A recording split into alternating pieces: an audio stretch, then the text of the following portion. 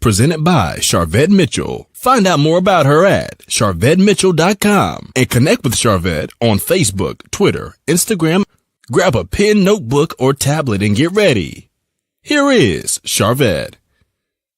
Y'all, hey, it is Charvette Mitchell. Listen, I want to talk about 6 money mindset shifts today. Yep. Hey, y'all. Hey, it is Charvette Mitchell. And I am coming in on your timelines today to talk about 6 money mindset shifts. And this is specifically for our small business owners, our entrepreneurs, our solopreneurs, and in particular, if you provide professional services. But listen, product-based businesses, you certainly can get something out of this as well. And we're excited to have all of you that are watching. I'm just going to pull it up on my phone because sometimes it is easier to see the comments and to see what's going on when you have the phone up and ready to go. So let's go ahead and jump on in. And if you're ready for this conversation, just type money in the comments. Just type money in the chat wherever you are watching and wherever you are listening from. So 6 money mindset shifts for business owners, small business owners, entrepreneurs, and the like. And if you're brand spanking new to me, I'm Charvette Mitchell. I'm the CEO of Mitchell Productions. We're a marketing and professional development firm. We work with small businesses around telling the story of their business through marketing, visibility, and branding so that you generate more revenue. So, all right. So I see you. I see money in the comments. There. Okay. So here's the first money mindset shift. If you are a note taker, this is the time to start taking notes. Number 1, your pricing reflects your belief in the value of your services. Let me say that again. Your pricing reflects your belief in the value of your services. So if you are undercharging, it often is not a pricing problem. It is a mindset problem. And ooh, and ouch, and that might sting. But you want to be pricing from a place of value and not from a place of fear. Not from a place of this is what I think my customers can pay. You don't want to be pricing from that angle. You want to be pricing from a place of value. And the value is not, in most cases, just that hour you're spending with someone or however long it takes you to have that service. You are pricing for all of the years. I said this yesterday with our clients. You're pricing for all of the years, experience, expertise that you bring to that 1 hour. That's how you're pricing. I see you. I see money coming in the chat. I see you there. Hey, April. Okay, so that's how you want to be thinking about it. So the first money mindset shift is that your pricing reflects your belief in the value of your service.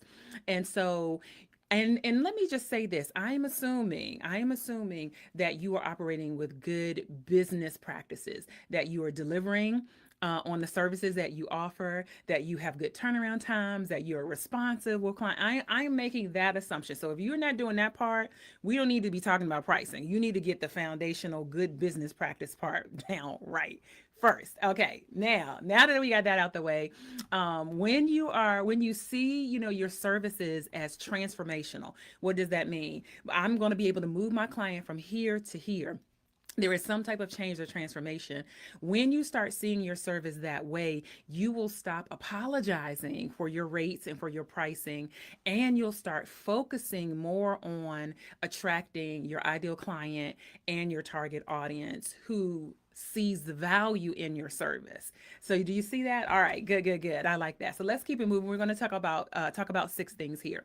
So again, number 1, your pricing reflects the belief in your belief in the value of your service. So check your mindset and your belief. The second thing, which is tied to this that I think I really need to have a conversation about, is that number 2, separate your self-worth from your net worth. Separate your self-worth from your net worth. I will hear people say in these internet streets, they pay me what I'm worth, or they're not paying me what I'm worth. Let me just be really crystal clear. You are priceless. Thank you, Angel. I see you. Thank you, Christine. I see you. Thank you, Miss Green. I see you. You are priceless. So no one can pay for your worth because you are priceless. However, they can pay for the value and the worth of your service. Your bank account doesn't determine your value as a person. So let me just give you grace, and because sometimes there's this association, in particular, in small business and entrepreneurship, that what you make, dictates the type of person and your character and all of that. It does not, and so disassociate that your bank account is really determining your value as a person or as a professional. Money is simply a tool. It is not a verdict of your worth and what you bring to the world and what you bring to the community. So it's going to be helpful when we think about this second, money mindset shift of separating your self-worth from your net worth. It helps you to detach the emotions from the numbers. Yeah. Hey, Fawn, I see you. It helps you to detach the emotions from the numbers, and which will help you make more clear and strategic financial decisions. So that's number two there as we talk about these six money mindset shifts. Number two is separate your self-worth from your net worth. And if you're getting anything out of this, just put a one in the comments there. Just put a one in the comments there and let me know if this is resonating with you and if you're getting something from this. And so let's move on to number three here, as we think about money mindset shifts for small business owners. And I think this is a great time to have this conversation. We're in August. We're at the top of August. Summer is winding down. A lot of times, people start thinking as kids are going back to school, you're getting a little bit more normalcy. If you do have school age children, you're getting a little bit more normalcy in your schedule. And so sometimes, in particular, moms, that are business owners can okay, refocus. Like I can get back on track now. So I think this is a good time to have this conversation, which leads me to my third. Good. I see the ones in the chat. I see the ones in the comments, which leads me to my third money mindset point here. You want to absolutely make sure you are treating your business like a real business. Treat your business like a real business. So what does that mean? You want to be tracking your income, tracking the revenue, tracking the expenses, tracking the profits, knowing your numbers. That is a part, and not kind of like hiding like the ostrich. Is it the ostrich that sticks its head in the sand? No, you want to be looking at your numbers so that you can make informed money moves. That is a part of this money mindset shift that some people might have to, some of you are already there. I fully acknowledge that those of you that may be listening or watching may already be there. Great, check the box, move on to the next tip. For those of you that aren't, then this is a part, there's a mindset piece there of having fear of looking at the numbers, right? The numbers will help you make informed money moves and informed money decisions. And so financial clarity helps you to reduce stress, right? And it's going to also build confidence for you in the decisions that you will make or will not make. I see hearts coming up. And the decisions that you will make or will not make in your business by treating your business like a real business. Now, sometimes for those of you, I've heard maybe even authors, sometimes speakers or people who might be solopreneurs, and they're like, well, I just provide a service, and they don't think about it as, oh, I'm not this huge business. Like whatever level of business that you are on and at, you have to treat it like a business. Tied to this, let's have a conversation in this point here around business boundaries that relate to your money. So you should not be providing any type of service and you don't have a deposit. We're not doing that over here. So even something as simple as, well, I help people and I did a part of the service, and I'll ask a question. Did you get a deposit? No, I didn't get a deposit yet. No. No, business boundaries and treating your business like a business is you don't perform work unless there is money has been exchanged, either full payment or a deposit. And of course, certain like written things like written agreements. So that is treating your business like a business. And what will happen is when you do that, your clientele will follow in line of those boundaries. And now here's a trick. Here's a clue. If you have someone who is not in those boundaries, they're probably not your ideal client and probably not the person that you want to work with. So number three, if you're taking notes, as we talk about six money mindset shifts for small business owners, is that you've got to treat your business like a business. You've got to be looking at the numbers, making informed money moves, and using the financial clarity to really kind of reduce stress and give you confidence in your business decisions and have some business boundaries and operate like a business. All right, I see you. Hey, Sharnella, do you treat your business as a hobby? Yes, treat it like a real business, right? So that's a great comment. Like, this is not a hobby, this is a real business. And for some people, again, it might not be everyone that's listening or watching, but for some people, they that is the mindset shift that they need to actually take.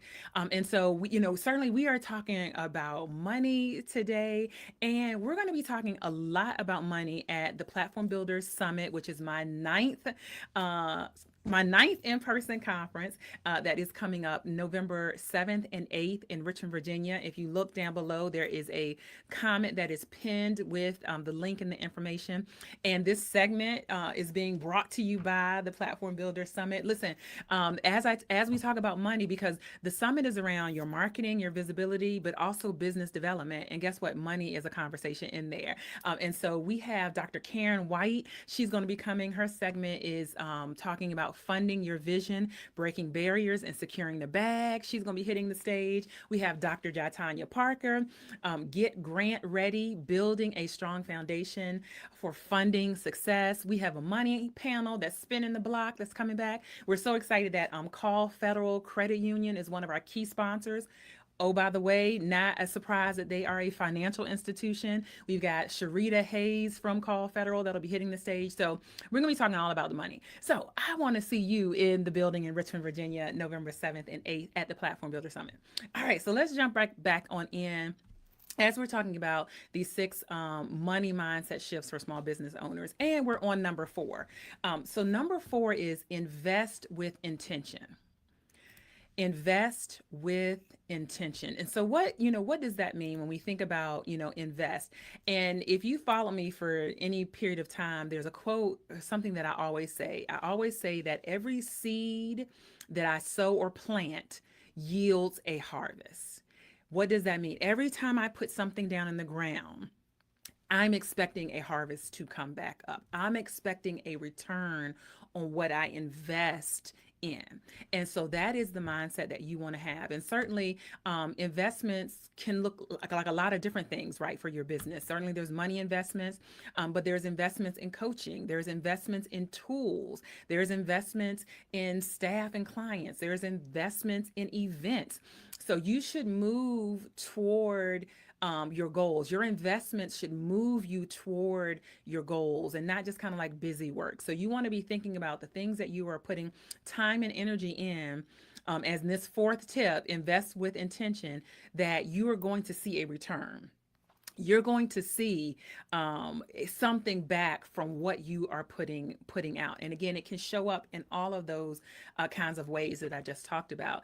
And the right investments are going to yield a return. And that return will be money. That return could be time. But guess what? That return could even be peace of mind as you think about how you're operating in your business. I was just telling yesterday the Platform Builder clients that if you're spending, for instance, as we talk about invest with intention, if you're spending, 6 hours in Canva trying to design a graphic, and then by the time you finish, the graphic still looks like your 6-year-old niece did it.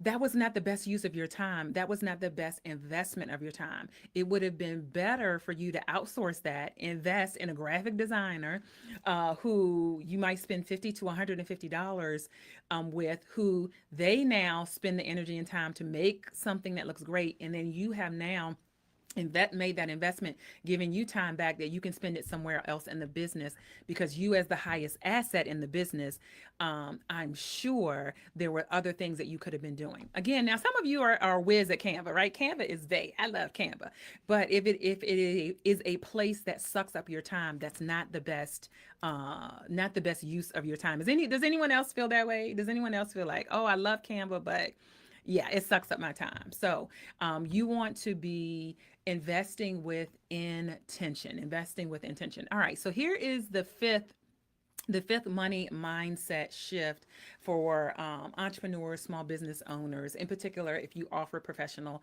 services. You want to rehearse receiving more.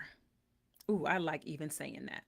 You want to rehearse receiving more. I just want you to imagine if more customers, more or higher income, or higher paying clients showed up tomorrow, would you be ready to receive it without fear or guilt? That's the question I have for you. Would you be ready to receive more clients, income, money without fear or guilt? That's why it's important to rehearse receiving more so that your mind is set for when the more comes. What does that look like? That could be dreaming, that could be writing down what you want, things that you have. I literally, on the over here on the back shelf here, there's a book I wrote out the next office space that I want and what I want in that office space. So it could be dreaming. Some people call it manifesting. Some people call it, as you think, so you are. Rehearse receiving more.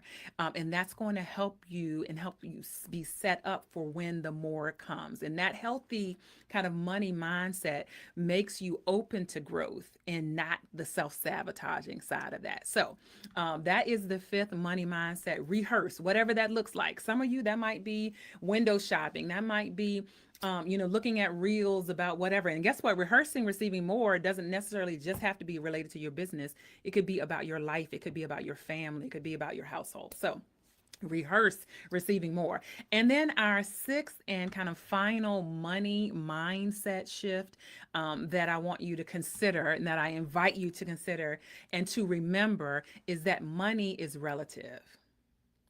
Money is relative. So, what feels like a huge investment for one person is pocket change for somebody else.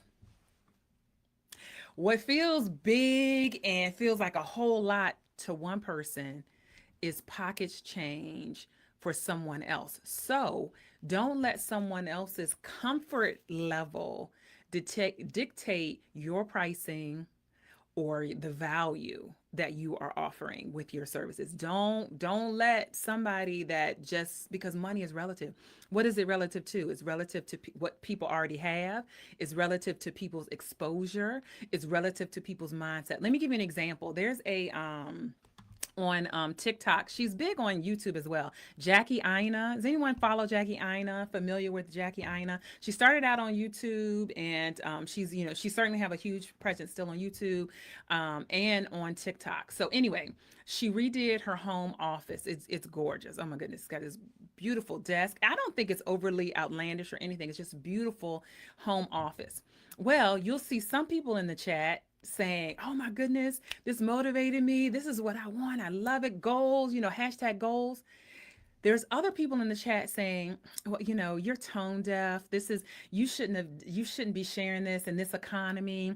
This wasn't, you probably shouldn't have did all this with everything that's going on, and you're not reading the room." And so here you are, you have someone who has invested, going back to another tip, right, in the space that she works in a home office, and you have some people commenting saying, "This motivated me, this is goals, this is aspirational, I love it." And then you have another set of people saying, you're not reading the room, it's outlandish, I wouldn't spend that, and all of that. How can two things occur at the same time? Because money is relative. And guess what? You might have clientele or customers or potential customers in that space, or potential people you talk to, where one person is saying this office is outlandish and someone else is saying this is goals, this is what I want, this is aspirational. So this is just really a quick reminder for you. I know it's not rocket science, it's not, something brand spanking new. It's just a reminder that money is relative. And so don't allow someone else's discomfort or, again, exposure. Sometimes it's just exposure, dictate your pricing and your value.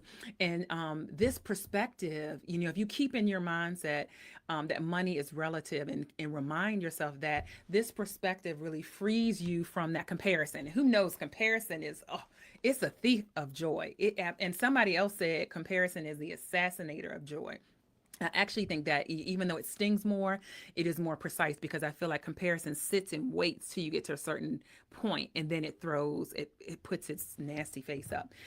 But having the mindset of, okay, money is relative, this perspective is going to free you. It's going to free you from that comparison, and it'll help you focus on the clients who are ready, and focus on the clients who are willing to invest, pay, or etc. at whatever level that you have put out. So those are our 6 money mindset shifts there. Certainly we could probably go on and on and on, right? But we're going to be talking more about this and more about money at the my 9th in-person event. I'm so excited. The Platform Builder Summit VIP experience. Who should attend? Small business owners, entrepreneurs, authors, consultants, speakers. What are we going to be talking about? Money, visibility, and business development, which is all we got wrapped in there is money. We got about 3 or 4 different segments on money. And this is my personal invitation that I want to see you in Richmond, Virginia. As we go back to one of the points I made earlier, to invest with intention. Listen, I'm investing time in sharing these trainings with you, and I want to see some of you in Richmond, Virginia. I promise you it's going to be a great investment in your time. Thank you for being here with us. Follow wherever you are watching, follow and connect with us. We'll be back in more sessions with this, and we're going to be talking about a lot more other things. And we're excited that you joined us again. I'm Charvette Mitchell, CEO of Mitchell Productions. We're a marketing and professional development firm based in Richmond, Virginia. And we work with small businesses on their marketing and their visibility, really to tell the story of their business through marketing and visibility and branding, so that they generate more revenue. We have, oh my goodness, 7-time author. We do author book collaborations. We've got one that's coming out. 9th time with my conference. And some of you are familiar with me because of the Charvette Mitchell radio show, 775 plus episodes there. So it's a wrap. We'll see you all later on the web. And remember, these money mindset